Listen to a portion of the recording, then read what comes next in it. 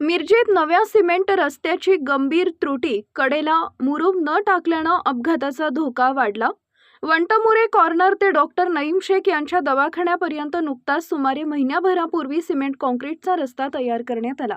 मात्र रस्ता पूर्ण झाल्यानंतरही कडेला आवश्यक असलेली मुरूम भर टाकण्यात आलेली नसल्यानं नागरिकांमध्ये तीव्र नाराजी व्यक्त होतीये. रस्ते बांधकामाच्या प्रचलित तांत्रिक निकषानुसार रस्त्याच्या कडेला शोल्डर तयार करणे अत्यावश्यक असतं. यासाठी मुरूम, खडी किंवा माती टाकून योग्य प्रकारे लेवलिंग व कम्पॅक्शन करणं बंधनकारक मानलं जातं. अन्यथा रस्त्याच्या कडेला उंच सकल फरक निर्माण होतो, ज्यामुळे रस्त्याच्या कडा कमजोर होऊन अपघाताचा धोका मोठ्या प्रमाणात वाढतो. मात्र संबंधित ठिकाणी कॉन्ट्रॅक्टरकडून ते आवश्यक काम पूर्ण करण्यात आलेलं नाही. परिणामी चारचाकी किंवा दुचाकी स्वारांना रस्त्यावरून खाली उतरताना किंवा कडेला वाहन घेताना मोठा धोका निर्माण झाला आहे. विशेषतः रात्रीच्या वेळी किंवा पावसाळ्यात ही परिस्थिती अधिक धोकादायक ठरण्याची शक्यता नाकारता येत नाही.